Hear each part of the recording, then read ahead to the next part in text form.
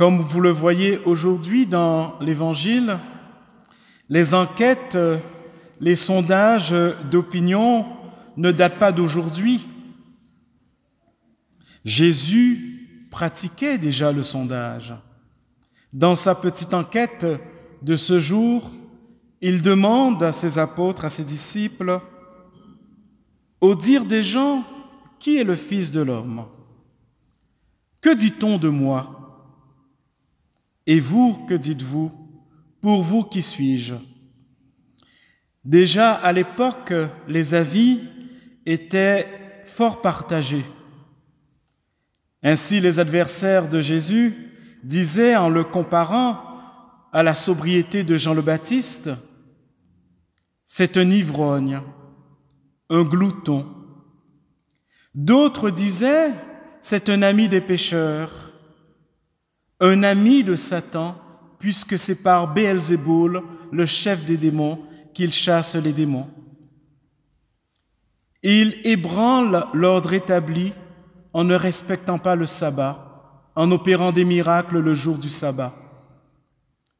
Il ne fait pas les ablutions avant le repas. Pire, il est un blasphémateur et il se fait l'égal de Dieu en pardonnant les péchés et en se disant fils de Dieu. Par contre, les amis de Jésus disaient, c'est un prophète comme Jérémie, comme Isaïe, comme Jean-Baptiste, comme Élie. Certains disent, c'est le fils de David, il est un saint, un guérisseur, un envoyé de Dieu. Il est quelqu'un qui a une autorité surprenante. C'est ce qu'on lit lorsque Jésus retourne à Nazareth. On était étonné de son enseignement.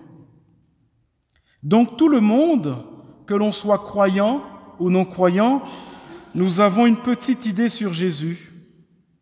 Il est apprécié par certains, questionné par d'autres, il dérange. Nous pouvons dire aussi que Jésus et le Dieu qu'il nous présente, nous l'avons servi à toutes les sauces et nous l'avons utilisé parfois pour justifier nos actions les plus aberrantes. Quelques exemples. N'est-ce pas au nom du Dieu de Jésus-Christ que nous sommes partis en croisade en Orient? N'est-ce pas au nom du Dieu de Jésus-Christ que sur mes terres, dans la Caraïbe, certains prêtres justifiaient l'esclavage en disant que les Noirs n'ont pas d'âme et donc on ne doit pas les baptiser? N'est-ce pas au nom du Dieu de Jésus-Christ que les Allemands avaient ce slogan « Gott mit uns », Dieu avec nous dans notre conquête?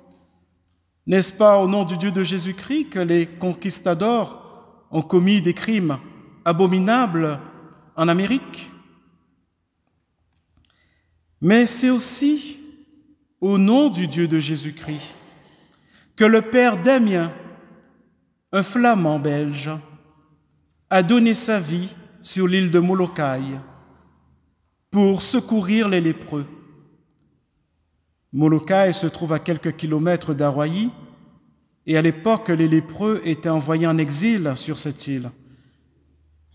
Et des religieuses qui servaient sur l'île de Molokai ont demandé à l'évêque d'envoyer un prêtre missionnaire pour les sacrements, puisque ces gens mouraient sans avoir obtenu l'extrême-onction. Et lorsque l'évêque a convoqué son clergé et a demandé s'il y avait des volontaires, les prêtres ont baissé la tête. Et Damien s'est levé courageusement. Il savait quel serait son destin. Il est mort de la lèpre en donnant sa vie pour les lépreux. C'est aussi au nom du Dieu de Jésus-Christ que le frère Maximilien-Marie Kolbe est mort à Auschwitz-Birkenau, en Pologne, à la place d'un père de famille qui devait mourir suite à l'évasion d'un prisonnier. En représailles, les nazis en ont désigné une dizaine afin de dissuader les autres de suivre le même chemin. Alors que tous les prisonniers étaient devant les baraques, Ils ont désigné au hasard quelques-uns, et parmi ceux-ci, un homme a supplié de rester en vie, disant qu'il est père de famille. Et Maximilien, qui devait rester figé comme tout le monde, s'est avancé, au risque d'être assassiné sur le champ. Il a dit « Je veux mourir à la place de cet homme ». Et on lui a dit « Qui êtes-vous » ? « Je suis le père Maximilien Kolbe, prêtre catholique. » Et avec les autres, il a été mis dans le bunker de la faim. Ordinairement, quand on vit un tel supplice, on commence par blasphémer, avoir des illusions, à maudire. Il faut savoir que la majorité, c'était des croyants, notamment des Juifs, qui croyaient au Dieu unique. Et Maximilien a aidé ces prisonniers à ne jamais maudire, à ne jamais critiquer, à garder l'espérance. Et on les entendait chanter les louanges de Dieu. Après 14 jours, ils étaient tous morts, sauf Maximilien. On a dû lui donner une piqûre. J'ai visité sa cellule lors d'un voyage en 2016 dans le camp de concentration à Auschwitz-Birkenau.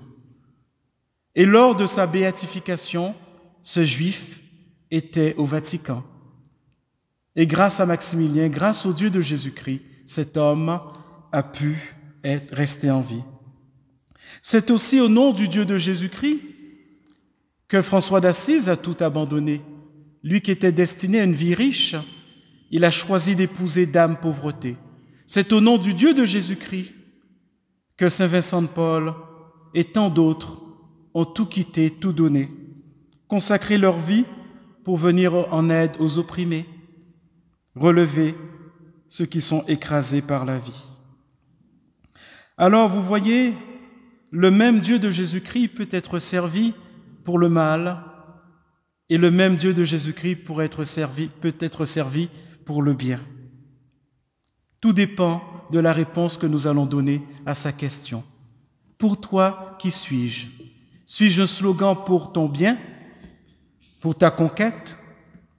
Ou suis-je quelqu'un qui, de par cette relation d'amour que tu entretiens avec moi, te donnera des ailes pour construire un monde nouveau? Parce que Jésus n'attend pas une réponse de type « Je sais qui tu es, Seigneur, le Fils de Dieu, le Messie ». Non, Jésus attend une réponse « Voici ce que tu es pour moi, dans ma relation ». Si vous me demandez qui est Mireille Lagemin, c'est une Antillaise, née à la fin des années 50, la dernière d'une fratrie de 7 enfants, qui est gérante de restaurant. Tout cela est vrai. Mais je peux dire, Mireille Lagemin, c'est ma maman qui m'a mis au monde, qui cuisine très bien, qui est ceci, vous voyez? Alors la réponse que nous donnerons à Jésus, il n'attend pas une description, aussi juste soit-elle, de ce qu'il est, de ce qu'il a fait, mais surtout ce qu'il est pour nous, dans notre relation avec lui. Et elle est là toute la différence. Qu'allons-nous répondre dans les prochains jours?